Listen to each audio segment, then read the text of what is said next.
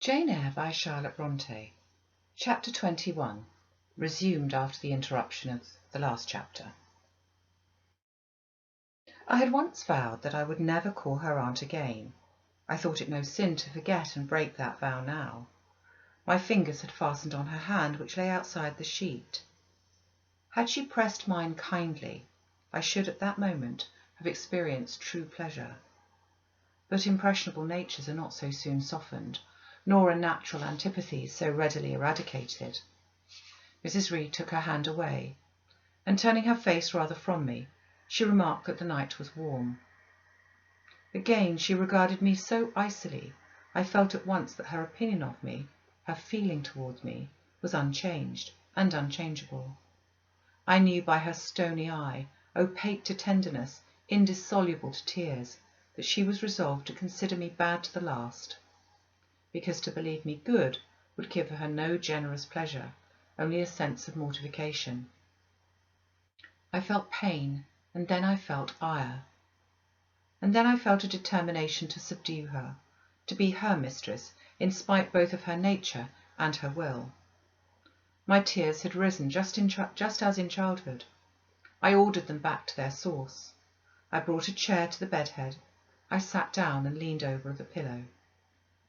"You sent for me," I said, "and I am here, and it is my intention to stay till I see how you get on." "Oh, of course. You've seen my daughters?" "Yes." "Well, you may tell them I wish you to stay till I can talk some things over with you I have on my mind. Tonight it is too late, and I have a difficulty in recalling them, but there was something I wished to say. Let me see." The wandering look and changed utterance told what wreck had taken place in her once vigorous frame. Turning restlessly, she drew the bedclothes round her. My elbow, resting on a corner of the quilt, fixed it down. She was at once irritated. "Sit up," said she. "Don't annoy me with holding the clothes fast. Are you Jane Eyre?" "I am Jane Eyre." "I've had more trouble with that child than anyone would believe. Such a burden to be left on my hands, and so much annoyance as she caused me daily and hourly with her incomprehensible disposition and her sudden starts of temper and her continual unnatural watchings of one's movements. I declare she talked to me once like something mad or like a fiend. No child ever spoke or looked as she did. I was glad to get her away from the house. What did they do with her at Lowood? The fever broke out there, and many of the pupils died. She, however, did not die, but I said she did. I wish she had died." "A strange wish, Mrs. Reed. Why do you hate her so?" "I had a dislike to her mother always, for she was my husband's only sister and a great favourite with him. He opposed the family's disowning her when she made her low marriage, and when news came of her death he wept like a simpleton. He would send for the baby, though I entreated him rather to put it out to nurse and pay for its maintenance. I hated it the first time I set eyes on it, a sickly, whining, puling thing. It would wail in its cradle all night long, not screaming heartily like any other child, but whimpering and moaning. Reed pitied it, and he used to nurse it and notice it as if it had been his own. More, indeed, than he ever noticed his own at that age. He would try and make my children friendly to the little beggar. The darlings could not bear it, and he was angry with them when they showed their dislike. In his last illness he had it brought continually to his bedside, and but an hour before he died he bound me by a vow to keep the creature. I would have soon charged with the pauper brat out of a workhouse. But he was weak, naturally weak. John does not at all resemble his father, and I'm glad of it. John is like me and my brothers. He's quite a Gibson. I wish he would cease tormenting me with letters for money. I have no more money to give him. We're getting poor. I must send away half the servants and shut up part of the house, or let it off. I could never submit to do that. Yet how are we to get on? 2/3 of my income goes on paying the interest of mortgages. John gambles dreadfully and always loses, poor boy. He's beset by sharpers. John is sunk and degraded. His look is frightful. I feel ashamed for him when I see him." She was getting much excited. "I think I'd better leave her now," said I to Bessie, who stood on the other side of the bed. "Perhaps you had, miss, but she often talks in this way towards night. In the morning she's calmer." I rose. "Stop!" exclaimed Mrs. Reed. "There is another thing I wish to say. He threatens me. He continually threatens me with his own death or mine, and I dream sometimes that I see him laid out with a great wound in his throat, or with a swollen, blackened face. I am come to a strange pass. I have heavy troubles. What is to be done? How is the money to be had?" Bessie now endeavoured to persuade her to take a sedative draught. She succeeded with difficulty. Soon after, Mrs. Reed grew more composed and sank into a dozing state. I then left her. More than 10 days elapsed before I had again any conversation with her. She continued either delirious or lethargic, and the doctor forbade everything which could painfully excite her. Meanwhile, I got on as well as I could with Georgiana and Eliza. They were very cold indeed at first. Eliza would sit half the day sewing, reading, or writing, and scarcely utter a word either to me or her sister. Georgiana would chatter nonsense to her canary bird by the hour and take no notice of me. But I was determined not to seem at a loss for occupation or amusement. I had brought my drawing materials with me, and they served me for both. Provided with a case of pencils and some sheets of paper, I used to take a seat apart from them, near the window, and busy myself sketching fancy vignettes, representing any scene that happened momentarily to shape itself in the ever-shifting kaleidoscope of imagination. A glimpse of sea between 2 rocks, the rising moon and a ship crossing its disk, a group of reeds and water flags, and a naiad's head crowned with lotus flowers rising out of them, an elf sitting in a hedge sparrow's nest under a wreath of hawthorn bloom. One morning I fell to sketching a face. What sort of face it was to be I did not care or know. I took a soft black pencil, gave it a broad point, and worked away. Soon I had traced on the paper a broad and prominent forehead, and a square lower outline of visage. That contour gave me pleasures. My fingers proceeded actively to fill it with features. Strongly marked, horizontal eyebrows must be well traced under that brow. Then followed, naturally, a well-defined nose and a straight ridge and full nostrils. Then a flexible-looking mouth, by no means narrow. Then a firm chin with a decided cleft down the middle of it. Of course, some black whiskers were wanted, and some jetty hair, tufted on the temples and waved above the forehead. Now for the eyes. I had left them to the last, because they required the most careful working. I drew them large. I shaped them well. The eyelashes I traced long and sombre, with irids lustrous and large. Good, but not quite the thing, I thought as I surveyed the effect. They want more force and spirit, and I wrought the shades blacker, that the lights might flash more brilliantly. A happy touch or two secured success. There, I had a friend's face under my gaze, and what did it signify that those young ladies turned their backs on me? I looked at it. I smiled at the speaking likeness. I was absorbed and content. "Is that a portrait of someone you know?" asked Eliza, who had approached me unnoticed. I responded that it was, merely a fancy head, and hurried it beneath the other sheets. Of course, I lied. It was, in fact, a very faithful representation of Mr. Rochester. But what was that to her, or to anyone but myself? Georgiana also advanced to look. The other drawings pleased her much, but she called that an ugly man. They both seemed surprised at my skill. I offered to sketch their portraits, and each in turn sat for a pencil outline. Then Georgiana produced her album. I promised to contribute a watercolour drawing. This put her at once into good humour. She proposed a walk in the grounds. Before we'd been out 2 hours, we were deep in a confidential conversation. She had favoured me with a description of the brilliant winter she'd spent in London 2 seasons ago, of the admiration she had there excited, the attention she'd received, and I even got hints of the title conquest she'd made.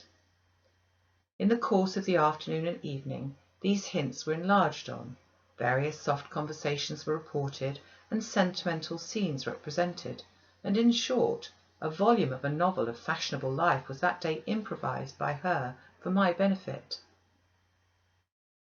The communications were renewed from day to day. They always ran on in the same theme, herself, her loves and woes. It was strange she never once adverted either to her mother's illness or her brother's death, or the present gloomy state of the family prospects.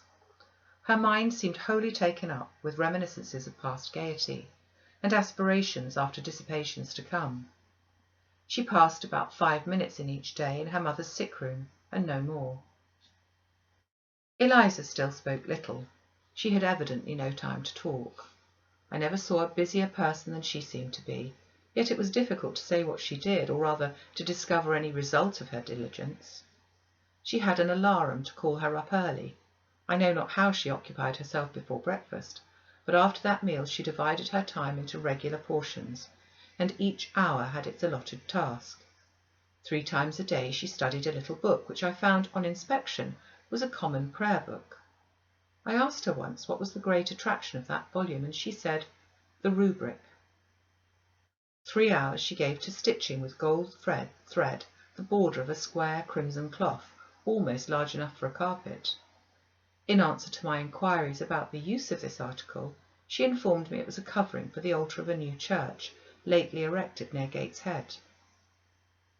2 hours she devoted to her diary, 2 to working by herself in the kitchen garden, and 1 to the regulation of her accounts. She seemed to want no company, no conversation. I believe she was happy in her way. This routine sufficed to her, and nothing annoyed her so much as the occurrence of any incident which forced her to vary its clockwork regularity.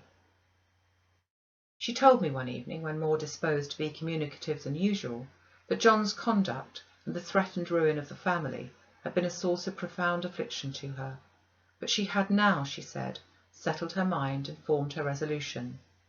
Her own fortune she had taken care to secure, and when her mother died, and it was wholly improbable, she tranquilly remarked, that she should either recover or linger long, she would execute a long-cherished project, seek a retirement where punctual habits would be permanently secured from disturbance, and place safe barriers between herself and a frivolous world. I asked if Georgiana would accompany her. Of course not. Georgiana and she had nothing in common. They never had had. She would not be burdened with her society for any consideration. Georgiana should take her own course, and she, Eliza, would take hers. Georgiana, when not unburdening her heart to me, spent most of her time in lying on the sofa, fretting about the dullness of the house, and wishing over and over again that her Aunt Gibson would send her an invitation up to town. It would be so much better, she said, if she could only get out of the way for a month or 2 till all was over. I did not ask what she meant by all being over, but I suppose she referred to the expected decease of her mother and the gloomy sequel of funeral rites. Eliza generally took no notice of her sister's indolence and complaints than if no such murmuring, lounging object had been before her.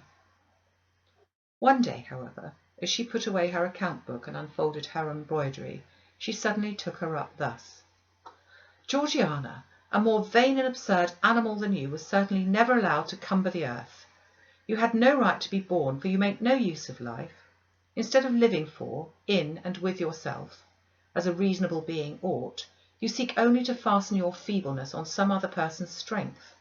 If no one can be found willing to burden her or himself with such a fat, weak, puffy, useless thing, you cry out that you are ill-treated, neglected, miserable. Then, too, existence for you must be a scene of continual change and excitement, or else the world is a dungeon. You must be admired, you must be courted, you must be flattered. You must have music, dancing, and society, or you languish, you die away. Have you no sense to devise a system which will make you independent of all efforts and all wills but your own? Take one day, share it into sections, to each section apportion its task, leave no stray, unemployed quarters of an hour, 10 minutes, 5 minutes, include all. Do each piece of business in its turn, with method, with rigid regularity. The day will close almost before you are aware it has begun, and you are indebted to no one for helping you to get rid of one vacant moment. You've had to seek no one's company, conversation, sympathy, forbearance. You've lived, in short, as an independent being ought to do. Take this advice, the first and last I shall offer you. Then you will not want me or anyone else, happen what may. Neglect it, go on as heretofore, craving, whining and idling, and suffer the results of your idiocy, however bad and insufferable they may be. I tell you this plainly, and listen, for though I shall no more repeat what I am now about to say, I shall steadily act on it. After my mother's death, I wash my hands of you. From the day her coffin is carried to the vault in Gateshead Church, you and I will be as separate as if we had never known each other. You need not think that because we chance to be born of the same parents, I shall suffer you to fasten me down by even the feeblest claim. I can tell you this, if the whole human race, ourselves excepted, were swept away, and we two stood alone on the earth, I would leave you in the old world and betake myself to the new. She closed her lips. You might have spared yourself the trouble of delivering that tirade, answered Georgiana. Everybody knows you are the most selfish, heartless creature in existence, and I know your spiteful hatred towards me. I have had a specimen of it before in the trick you played me about Lord Edwin Vere, and you could not bear me to be raised above you, to have a title, to be received into circles where you dare not show your face, and so you acted the spy and informer, and ruined my prospects for ever. Georgiana took out her handkerchief and blew her nose for an hour afterwards. Eliza sat cold, impassible, and assiduously industrious. True, generous feeling is made small account of by some, but here were two natures rendered, the one intolerably acrid, the other despicably savourless for the want of it. Feeling without judgment is a washy draught indeed, but judgment untempered by feeling is too bitter and husky a morsel for human deglutition. It was a wet and windy afternoon. Georgiana had fallen asleep on the sofa, over the perusal of a novel. Eliza was gone to attend a Saint's Day service at the new church, for in matters of religion she was a rigid formalist. No weather ever prevented the punctual discharge of what she considered her devotional duties. Fair or foul, she went to church thrice every Sunday, and as often on weekdays as there were prayers. I bethought myself to go upstairs and see how the dying woman sped, who lay there almost unheeded. The very servants paid her but a remittent attention. The hired nurse, being little looked after, would slip out of the room whenever she could. Bessie was faithful, but she had her own family to mind, and could only come occasionally to the hall. I found the sick room unwatched, as I had expected. No nurse was there. The patient lay still and seemingly lethargic, her livid face sunk in the pillows. The fire was dying in the grate. I renewed the fuel, rearranged the bedclothes, gazed a while on her who could not now gaze on me, and then I moved away to the window. The rain beat strongly against the panes. The wind blew tempestuously. One lies there, I thought, who will soon be beyond the war of earthly elements. Whither will that spirit, now struggling to quit its material tenement, flit when at length released? In pondering the great mystery, I thought of Helen Burns, recalling her dying words, her faith, her doctrine of the equality of disembodied souls. I was still listening in thought to her well-remembered tones, still picturing her pale and spiritual aspect, her wasted face and sublime gaze as she lay on her placid deathbed and whispered her longing to be restored to her divine Father's bosom, when a feeble voice murmured from the couch behind, "Who is that?" I knew Mrs. Reed had not spoken for days. Was she reviving? I went up to her. "It is I, Aunt Reed." "Who, I?" was her answer. "Who are you?" looking at me with surprise and a sort of alarm, but still not wildly. "You're quite a stranger to me. Where is Bessie?" "She is at the lodge, Aunt." "Aunt?" she repeated. "Who calls me aunt? You are not one of the Gibsons, and yet I know you. That face and the eyes and forehead are quite familiar to me. You are like... Why, you are like Jane Eyre." I said nothing. I was afraid of occasioning some shock by declaring my identity. "Yet," said she, "I'm afraid it's a mistake. My thoughts deceive me. I wish to see Jane Eyre, and I fancy a likeness where none exists. Besides, in 8 years she must be so changed." I now gently assured her that I was the person she supposed and desired me to be, and seeing that I was understood, and that her senses were quite collected, I explained how Bessie had sent her husband to fetch me from Thornfield. "I'm very ill, I know," she said ere long. "I was trying to turn myself a few minutes since, and I find I cannot move a limb. It is as well I should ease my mind before I die. What we think little of in health burdens us at such an hour as the present is to me. Is the nurse here, or is there no one in the room but you?" I assured her we were alone. "Well, I have twice done you a wrong which I regret now. One was in breaking the promise which I gave my husband to bring you up as my own child. The other—" She stopped. "After all, it's no great importance, perhaps," she murmured to herself, "and then I may get better, and to humble myself to her is so painful." She made an effort to alter her position, but failed. Her face changed. She seemed to experience some inward sensation, the precursor, perhaps, of the last pang. "Well, I must get it over. Eternity is before me. I'd better tell her. Go to my dressing-case, open it, and take out a letter you will see there." I obeyed her directions. "Read the letter," she said. It was short and thus conceived: "Madam, will you have the goodness to send me the address of my niece Jane Eyre, and to tell me how she is? It is my intention to write shortly and desire her to come to me at Madeira. Providence has blessed my endeavours to secure her competency, and as I am unmarried and childless, I wish to adopt her during my life, and bequeath her at my death whatever I may have to leave. I am, Madam, etc., etc., John Eyre, Madeira."